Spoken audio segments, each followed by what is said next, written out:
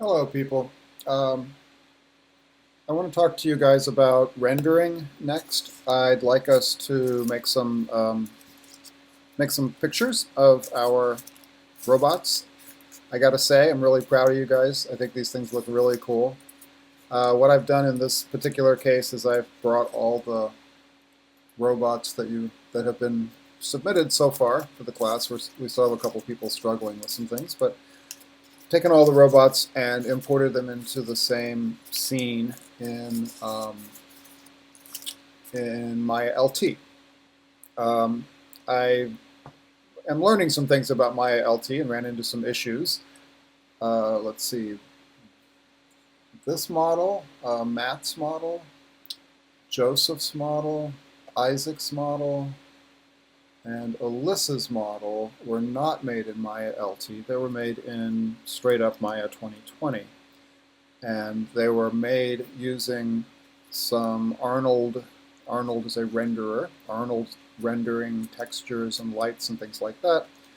And I discovered that you can't use those in Maya LT, which I think, well, at any rate, I'm beginning to regret asking you to install Maya LT. But we may, if you'd rather install Maya 2020, go right ahead. What I'm going to do shortly is make two videos that will follow this one. One will tell you how to render your robot in Maya LT. The other one will tell you how to render your robot in Maya 2020 with using Arnold. So what does it mean to render something?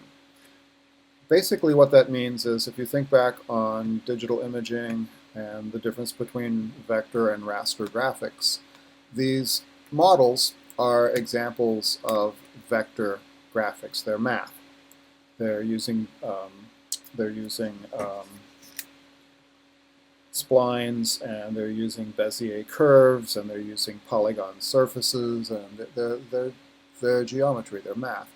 What we're looking at on the screen here is called a hardware render, where Maya is rendering to the screen in real time. In other words, rendering basically means turning all that geometry into pixels. And so Maya is doing that, and every time I rotate or move the screen around, Maya is re-rendering it in real time. This is what game engines do. Maya is doing the same thing right now. What we would like to do is create what are known as software renders, where the rendering takes a little longer than a frame rate, like a 30 to 60 frames per second, takes a little longer than a 60th of a second, and does hopefully a better job. What game engines are doing these days is approaching software rendering in hardware, which is pretty exciting. And that's the kind of stuff that, one of the things that excites me about VR. But at any rate, what we have here, I have all these models. And what I'd like to do is I'm going to get rid of Justin's really funny model for now by hitting the delete key. And I'm going to re-import it just to show you how I did this, how I imported these things. So I'm going to go up to File, and again, I'm in Maya LT right now. I'm going to click on, let me see if I can zoom into that. I'm going to click on Import, and nothing ever comes up where I want it to. There it is. Okay. And I'm going to keep the file type set to best guess. Now LT will import ASCII, Maya binary, and Maya LT files. So I'm just going to keep it on best guess. Click on Import, not Save and Close for now. And that will bring up the dialog box. And I have moved all of these projects into a submissions robots folder.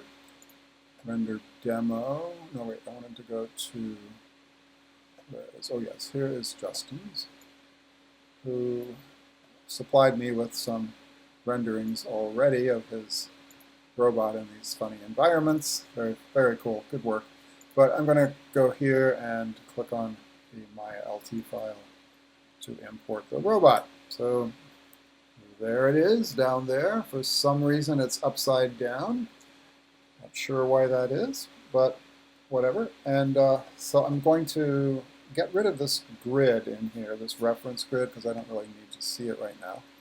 So I'm going to click on Show, and about toward the bottom here is grid. Now there are a couple ways to do this. Because I'm doing this in the perspective view pane, I'm only turning the grid off in that in that one view pane. If I wanted to turn the grid off in all the view panes, I could go up to display at the top here, and here's grid. So that would be the way to do that.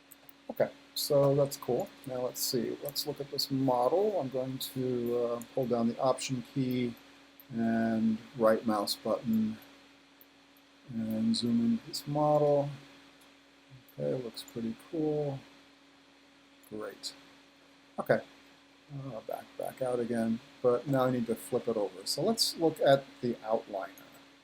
And I think the outliner is probably the most valuable window in Maya in many ways, because it tells you what's going on in your scene, really. So I'm going to select all of these pieces here. I can see that Justin did not. Well, actually, let me show you. Oh, well, this doesn't matter. Okay, I'm going to hold down the Shift key and click on this. I'm going to hold down the Shift key and click on this plus sign, which will open the entire hierarchy. All these pieces, all these lines that have this 4 square symbol by them, this grid, are polygons. So Justin has created a very complicated situation here. It's much more complicated than it appears. And there's a billion parts. So the first thing I want to do is put all these parts in a single group, because then I can move them around more easily. So I'm going to go all the way down to the bottom of his list of pieces. I'm going to hold down the Shift key and click. So I clicked on the first one, and then I held down the Shift key, clicked on the last one, and then I'm going to go and use Command G, which will put all of those into their own group. So that will make them easier to move around. Now I'm going to just call this Justin Bot. Okay. Now if we look back on the screen here, we can see that Justin Bot is there, Justin Bot is selected, and Justin Bot is still upside down. Move them over here. Now see how his head's floating? That's kind of a problem. What that means is, let me hide all the other stuff, and we'll look at that real quickly here. I'm going to go up to Display, Hide, and you can see Hide Unselected Objects. So that will hide everything except Justin's model. Okay, now we have a problem. Okay, great. Love it when there's a problem. I'm going to set this here back to 0, so there's no messing around here. We'll put it exactly where it was. And here's Justin Bot. I'm going to try a couple different things. And I'll explain to you why. Well, let me show you what the problem is again. Okay, so when I move this entire group,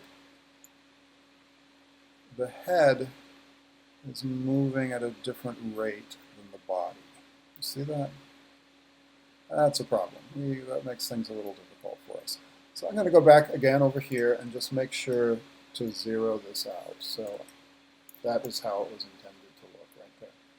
Okay, now this happened when I put it in a group. So why did that happen? So what I'm going to do now is I'm going to open this group up. Now this is a group, as you saw a few minutes ago, this is a group that's got a whole lot of pieces in it, and there are groups within groups and pieces within parts. There's a lot of layering, hierarchying, nesting going on here. To see everything in this group all unfolded, so to speak, if you hold down the Shift key and click on the plus sign, then that will that'll unfold everything. So you can see all these things have been unfolded. Now I'm looking at some of these, what are called nodes here. And here I'm seeing a group. And the group has a group inside of it. This means that there's a group. And that has another group inside of it. And there's no geometry in these. See that? That's a bit of a problem. What that's called is history. That is Justin must have combined or changed, I don't know exactly what he did, but he must have combined, changed a few things. And Maya always remembers everything that you've done, which is good and bad. Can be good, can be bad. At the same time. So I'm going to select everything in this group. And I'm now going to go up to Edit, Delete All by Type, History. So again, let me zoom into that because this is critical. When you're modeling especially, when you're animating, you got to be careful with this. But when you're modeling, do this all the time. Edit, Delete All by Type, History. And that got rid of most of those strange nodes that didn't have anything in them. All right, now I can also see that Justin has a camera in here, which we don't need for the purposes of this assignment. So I'm going to take it out just in case. And I can still see there are some group nodes that may or may not have anything in them. I'm not sure. So anyway, let's try now. So let's go back and select. Now it may still have a problem, but this sometimes by itself will do the trick. Aha. Okay, so it's working now. It's all moving in one piece. Now, to explain to you what was going on before, and we'll see this again, what was happening was something called a double transformation. In other words, my pulling on this translate manipulator tool is moving all the objects around. It was moving some of the objects around twice, and that's called a double transformation. That has to do with how things are grouped, where the pivot points of these objects are. When I select an object and hit W, E, or R, when I hit move, rotate, or translate, and the manipulator tool lands on the object somewhere, that is called the pivot point. And that pivot point defines how an object moves. What I like to do in a case like this, and I think I may have done this already, I'm not sure, but I like to go up to Modify. This is your friend up here. I like to go up to Modify and choose Center Pivot. Sometimes you'll find that the pivot point is off. Now I think this one's okay. You see it moved a bit down to the head, but that's okay, because it's centering the pivot point halfway between all the objects in the scene. This light is one of the objects. Okay, so if I get rid of this directional light, and then center that pivot again, you'll see that the pivot will move back up to the center of the object. Okay? So it's important that your objects, the center points, the pivot point of your object is actually centered on the object itself, unless you want to do something like you did in the rocket video where you rotated those fins around the bottom of the rocket by moving the pivot point, offsetting the pivot point, and then spinning, duplicating the objects around that. Do you remember that? Okay, so here's how I brought in his model. Now what I need to also do is I'm going to set this back to 0, and I need to flip them over, right? So you can do that, obviously, in a few ways. Let me zoom in a little here. Do that in a few ways. We got the rotate tool, and I want to turn him this way, right? But I want to make it exact. So I start to turn. I then look over here at the channel box, and I can say, oh, okay, it's rotate Z. Perfect. Okay. So I'm going to just go over here and type in 180 and hit return on the keyboard. And that spins them around perfectly. Okay. Okay, so now I'm going to go up and I'm going to save my scene. I'm going to use my friend. I have a lot of friends in Maya. I have a lot of enemies too, but I'm going to use my friend increment and save. Okay.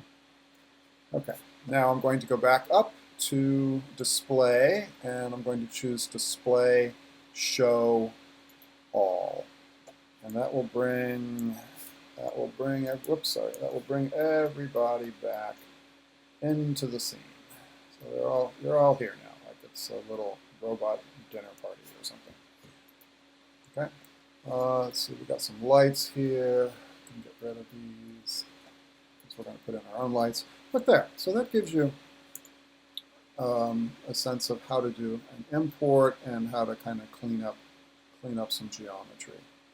So I'm going to move Justin's bot up. put them over here so you can see them. Let's scale them up. We'll fill the screen.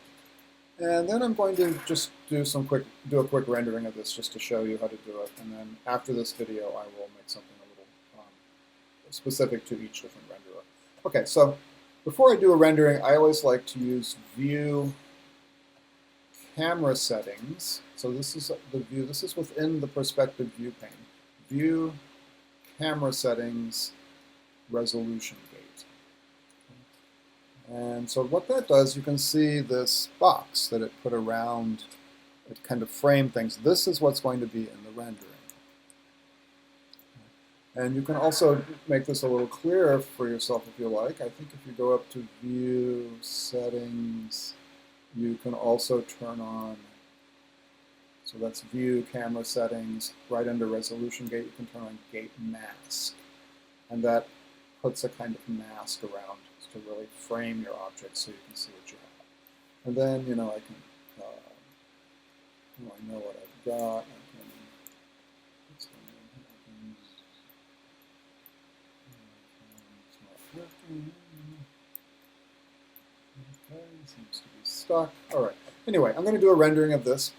So if I go to the tabs up here and I choose shading, then this will give me a rendering. Now, if I had not stripped these models down that came out of Maya 2020 and put new texture on them, a new material on them, they would not show up in this rendering. I'll come back to that in a bit. But let me just hit render. And it's calculating a new rendering. And there is all of our friends. Okay?